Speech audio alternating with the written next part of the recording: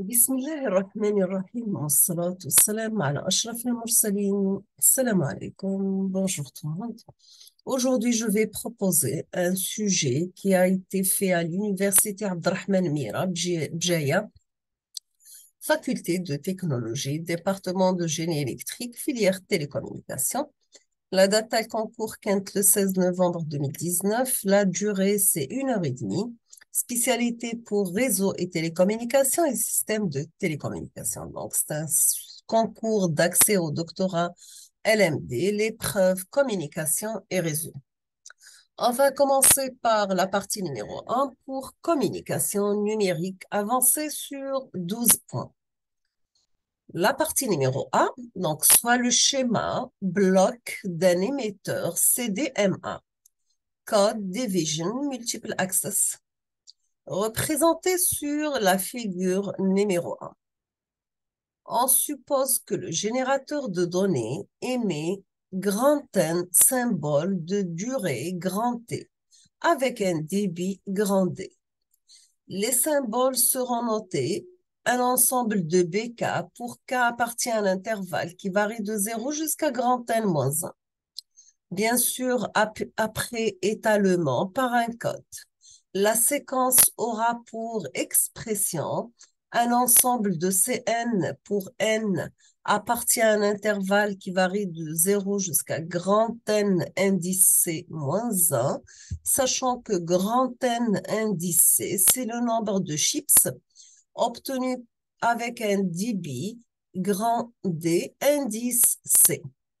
Vous avez aussi que le facteur d'étalement sera noté grand SF, ce qu'on appelle le SP Reading Factor. Nous avons que le générateur de code pseudo-aléatoire donne des séquences, un ensemble de DN pour n appartient à un intervalle qui varie de 0 jusqu'à SF-1. Bien sûr, deux périodes, grand T. La figure numéro 1, vous avez un générateur de données. Après, nous avons un codeur étalement qui passe à travers un modulateur large bande. Pour le codeur étalement, il a une deuxième entrée. C'est un générateur de code pseudo-aléatoire. Pour le modulateur large bande, son deuxième entrée, c'est un générateur de porteuse. On passe aux questions. Donc, vous avez quel est le débit chip en fonction de SF et de grand T. Donnez l'expression de l'opération d'étalement de spectre. Troisièmement, écrire les formes d'onde B de T, D de T et C de T avec la fonction échelon E de T, bien sûr, de période d'amplitude égale à 1. Pour T compris entre 0 et grand T, bien sûr, sa période, et 0 ailleurs. Quatrième question, on vous demande de montrer qu'il est possible de percevoir l'opération d'étalement de spectre comme un filtrage linéaire en considérant une suite de Dirac B' de T. Bien sûr, à l'entrée d'un filtre G dont la réponse impulsionnelle G de T sera égale à une période de D de T. On vous demande de schématiser le résultat trouvé. On a terminé avec la partie grand A, on passe à la deuxième partie, grand B.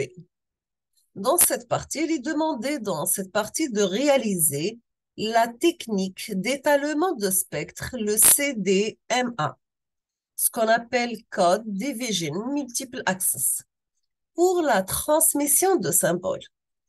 Premièrement, on vous demande de construire une matrice d'Adamar, 16. Deuxièmement, à partir de la matrice d'Adamar 8, prendre la troisième ligne comme code de Walsh et étaler le symbole 1001 de durée bit grand T indice B. Pardon. Troisième question, si on suppose que la durée des chips est grand T indice C, représentez l'ensemble du process d'étalement par des formes d'ondes au niveau de l'émetteur. On va prendre pour le 0 logique, moins 1 et plus 1 logique plus 1. Et 1 logique plus 1. Quatrième question et dernière question pour la partie numéro B. Nous avons que l'opération de digitalement de spectres réalisés au niveau du récepteur. Représentez cette opération pour retrouver le symbole émis. On passe la partie numéro C de l'exercice numéro 1, bien sûr, qui est sur 12 points. Vous avez que la modulation 16 PSK fait phase shift keying utilisant le code de Gray est mise en place dans un modèle afin de réaliser une transmission. On vous demande de représenter la constellation, bien ce qu'on appelle le diagramme spatial, correspondant à ce type de modulation. Deuxième question, on vous demande de calculer le débit possible dans ce cas pour une fréquence de 4 mégasymboles par seconde. Troisièmement, on vous demande d'expliquer la raison pour laquelle une modulation de type CAM, ou bien ce qu'on appelle quadrature amplitude modulation, est mieux adaptée dans ce cas. Quatrième question, dans le but de rendre le modem plus rapide, une autre variante de démodulation a été mise en place. Bien sûr, cette technique repose sur la modulation TCM32 ou bien ce qu'on appelle le Trellis Coded Modulation. On vous demande de donner la représentation spatiale qui lui correspond. D'accord? Toujours avec le même sujet, mais cette fois-ci, l'épreuve, c'est communication et réseau. La partie numéro 2 pour réseau mobile et réseau sans fil. Vous avez 2 exercices et on va commencer par l'exercice numéro 1.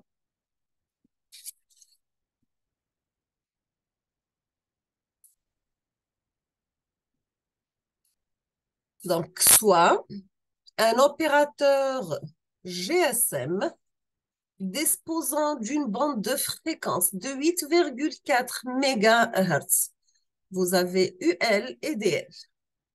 La question numéro 1, en supposant qu'il utilise un motif cellulaire de taille 7, déterminez le nombre de fréquences porteuses et le nombre théorique maximum de communication simultanée par cellule.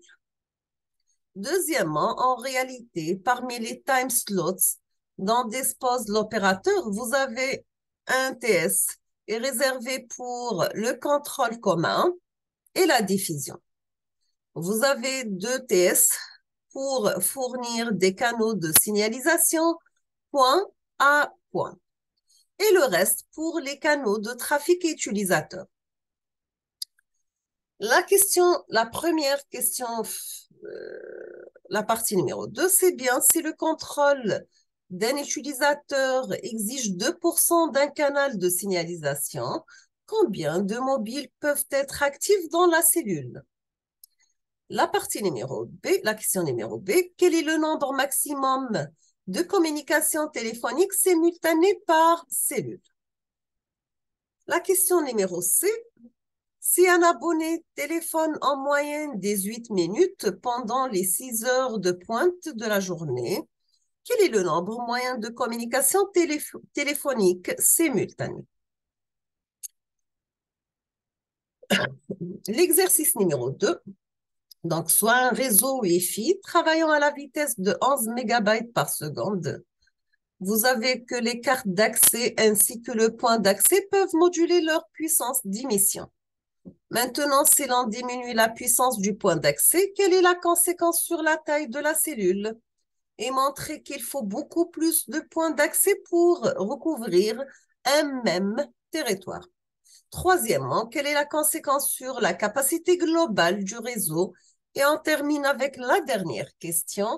Qu'en est-il de la mobilité?